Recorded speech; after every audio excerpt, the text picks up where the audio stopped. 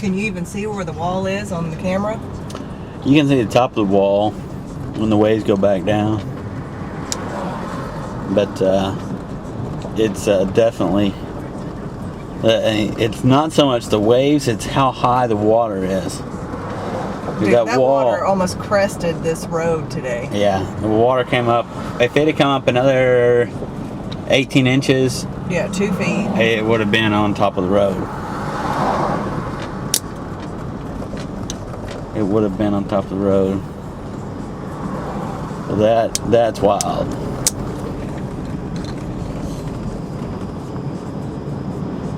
Check that. Yeah. They're not even standing on the wall over there because they're afraid it's going to bring them back in. Okay, here is, I don't know if we'll get Ringling over. Brothers boat. Yeah, it's kind of hard to see because it's, let's see if I can get. Right here. Hopefully, yeah, there it is.